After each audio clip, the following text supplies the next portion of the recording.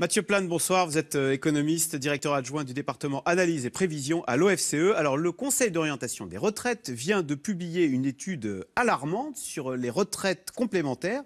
On apprend que suite aux accords qui ont été signés en octobre dernier, on apprend que les retraites complémentaires vont chuter de 14% pour la génération née en 59 et jusqu'à 18% même pour les plus jeunes. Ça nous tombe dessus là, on n'avait pas pris la pleine mesure de ces accords d'octobre dernier. Alors c'est toujours très technique, mais là, moins 18%, c'est énorme.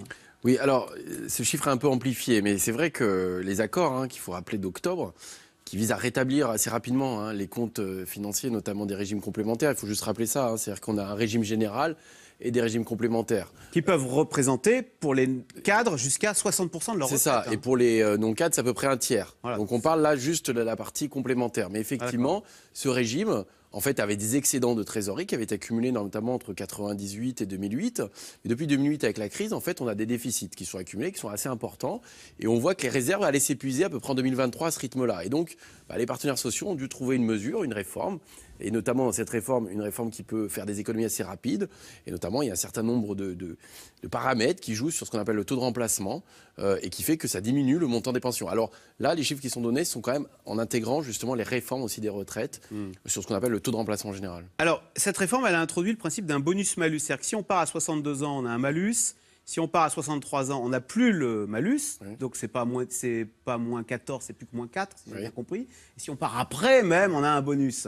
C'est un peu le début de la retraite à la carte, ça Oui, alors... On part quand on veut, mais on n'est pas payé pareil. Effectivement, on voit que les complémentaires se sont désolidarisés du régime général. Voilà.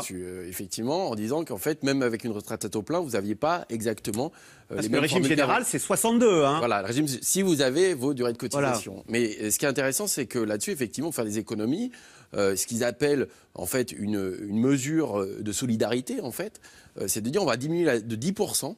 La retraite pendant 3 ans. Alors, il faut faire attention, c'est pas pendant toute la durée de retraite, c'est-à-dire que c'est pendant les 3 premières années. Donc, il faut quand même l'étaler sur la durée de vie, justement, de ces retraités. Et donc, ça fait partie des mesures. Une autre mesure, c'est qu'on a sous-indexé aussi entre 2016 et 2018 la revalorisation de ces retraites. Si par exemple, si l'inflation est de 2%, on revalorisera ces retraites que de 1%. C'est-à-dire par contre, s'il n'y a pas d'inflation, on est mal. Mais, et c'est un problème de la déflation notamment. Et puis le dernier point, c'est qu'on reporte aussi la date à laquelle on les revalorise. Normalement, c'est en avril. Et là, on reporte en novembre. Et tout ça devrait faire des économies. Toutes ces petites mesures d'économie, elles ne concernent que le secteur privé. Mathieu Plane, on se dit, ça relance l'inéquité entre public et privé. Parce que le public, lui, pardon de le dire, il va continuer de toucher plein pot. Il n'est pas touché par ces mesures d'austérité. Non, il n'est pas touché par ces mesures d'austérité directement. Mais en même temps, les réformes retraites passées, qui portent sur le régime général, visent à aligner justement les retraites des fonctionnaires, notamment sur les durées de cotisation, sur celles des régimes privés. Et surtout dans les régimes, notamment des fonctionnaires, les primes qui représentent une part importante de la rémunération des fonctionnaires ne sont pas intégrées. Voilà. Et donc dans les taux de remplacement, c'est-à-dire qu'on compare effectivement le montant de la retraite que vous touchez par rapport à votre dernier salaire, les fonctionnaires ne sont pas mieux traités finalement que les salariés du privé. Mais c'est quand même l'une des difficultés de ces réformes de ces retraites, c'est qu'on a l'impression, à tort ou à raison, qu'il y a une inéquité entre Français. Je vous dis ça parce que Guillaume Pépy on va parler des fameux régimes spéciaux. Guillaume Pépy, le patron de la SNCF, était l'invité dimanche dernier du grand rendez-vous d'Europe 1. Et à un moment, il y a un journaliste qui lui demande à quel âge on part à la SNCF, on part à la retraite à la SNCF. Écoutez la réponse de Guillaume Pépy. Quel est l'âge de départ effectif d'un cheminot aujourd'hui à la retraite et quel est l'âge effectif de départ d'un roulant à la retraite? Alors, effectif, aujourd'hui, pour un roulant, c'est de l'ordre de 52 ans et demi, 53 ans. Et pour un autre cheminot, c'est de l'ordre de 57 à 58 ans. Ça fait partie des acquis, ça? C'est la loi. Donc, vous voyez, mettez-vous à la place des gens du secteur privé. On leur dit, ça va plus être 62, c'est 63, puisqu'en gros, c'est ça, la réforme. Quand ils entendent que c'est 52 pour les roulants à la SNCF, on parle d'inégalité, il y en a une, là, non? Oui, alors il y en a une. La difficulté, c'est qu'on ne peut pas réformer tout du jour au lendemain. C'est-à-dire qu'il y a quand même des acquis qui existent. On peut penser que les nouveaux cheminots n'auront pas les mêmes conditions que les anciens cheminots. Donc on va progressivement, d'ailleurs c'est vrai aussi pour la réforme de retraite, on va progressivement passer à 43 ans. De cotisation, ça ne s'applique pas aujourd'hui à tout le monde. C'est-à-dire ça sera en 2035. Donc il y a un transfert progressif. Mais effectivement, il peut exister des différences assez élevées. Il y avait notamment la notion de pénibilité aussi qui devait être introduite dans les retraites. On voit que c'est très compliqué aussi de juger de ce qui est de la pénibilité dans un travail. Et pourtant, il y a des vraies différences d'espérance de vie à la retraite, par exemple, entre un ouvrier et un cadre. Alors, cette réforme du secteur privé, en gros, on va avoir la retraite à taux plein à 63 ans, pardon, pas 73. Non, 63. 63 dans le privé. Est-ce que ça n'annonce pas une réforme du public? Et d'ailleurs, Alain Juppé, il nous parle de réforme de retraite à 65 ans. Oui. C'est très rude parce que les Français sont totalement contre. Hein. Les 2 tiers des Français se disent opposés à un nouveau recul de l'âge de la retraite au-delà de 62 ans. Sondage Opinionway.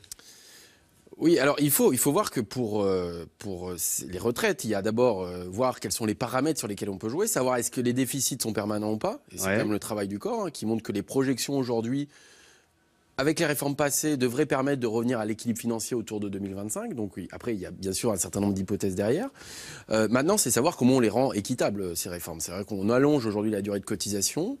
On voit que le problème, c'est pour les personnes. Les Français n'en veulent pas. Hein. Oui, les Français n'en veulent pas. Et est-ce que c'est nécessaire? Parce qu'on voit que on a un avantage en France par rapport aux autres pays, c'est que notre démographie et notamment notre dynamisme démographique est meilleur qu'ailleurs. C'est-à-dire qu'on a une fécondité assez élevée et que le choc générationnel sera moins fort, le vieillissement sera moins fort qu'ailleurs. Et d'ailleurs, on le voit dans les projections de la Commission européenne, même à 2060. Finalement, le besoin de financement des retraites est assez faible par rapport aux autres pays. Donc, il n'est pas sûr qu'il faille se faire de grandes réformes. Il faut voir en fonction de ce qui se passe sur l'économie. C'est-à-dire que si on a une nouvelle crise, effectivement, c'est extrêmement compliqué. En revanche, si la croissance repart et le chômage baisse, les régimes, aujourd'hui comme ils sont tout à fait soutenables. Il y a des chiffres, il y a une étude de l'OCDE. On peut faire dire plein de choses aux statistiques, mais qui montre que la France est le pays champion du monde pour le temps passé à la retraite. Une femme française va passer 27 ans à la retraite. C'est 50 plus que la moyenne des femmes de l'OCDE. Je dis ça parce qu'on dit qu'il y a beaucoup de transferts, vous savez, vers les retraités, et qu'on oublie du coup, ça se fait parfois au détriment de la jeunesse, qui paye la CSG plein pot et qui baigne parfois dans la pauvreté.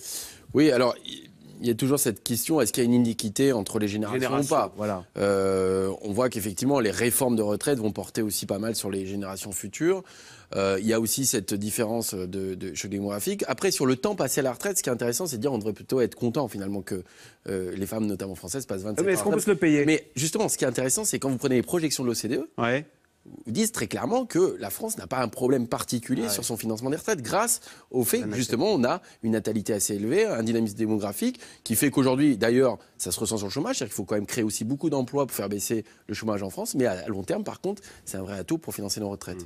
Emmanuel Macron veut relancer les fonds de pension à la française. Alors ça, c'est un vieux fantasme, ça fait des années qu'on en parle. En fait, c'est quoi? C'est l'idée toute bête de mettre de côté pour ces vieux jours, mais on le fait tous chacun de notre côté, ça. Oui, on le fait chacun de notre côté. Les gens achètent leur maison pour leur retraite. Vous avez raison, on capitalise tout au long de la vie, que ce soit sous forme d'immobilier, d'ailleurs principalement en France. D'ailleurs, il faut savoir que l'immobilier en France, à peu près le patrimoine est constitué à peu près de 2 tiers d'immobilier, donc c'est essentiellement sur l'immobilier. Alors par exemple aux États-Unis, c'est 2 tiers de financier. Avec les fonds de pension. L'avantage d'avoir un régime comme le nôtre de répartition, c'est qu'il est moins soumis au régime de crise. Dans un fonds de pension, si la bourse chute, votre retraite va baisser avec. Et donc, ça devient très circulaire avec les marchés financiers. Donc, avoir des compléments qui existent aussi par d'autres formes d'épargne, c'est très bien. Maintenant, il faut regarder aussi un socle de répartition qui permet d'avoir une stabilité aussi de notre système économique. Merci beaucoup, Mathieu Plane, donc économiste et directeur adjoint du département analyse et prévision à l'OFCE. Et vous nous dites, grâce à la natalité française, 30 il se peut que, sans trop durcir nos régimes, eh bien, ils puissent retrouver l'équilibre. Merci. Tout de suite, on retrouve Yves Calvi. C'est dans l'air. La justice est sinistrée à bout de souffle. Déclaration choc du ministre de la Justice, Jean-Jacques Urvoas. On sait que la justice est confrontée à des retards, des impayés, des prisons surchargées. Quelles conséquences pour les justiciables? Peut-on encore correctement rendre le droit en France? C'est dans l'air est intitulé ce soir. La justice à la recherche d'une réforme.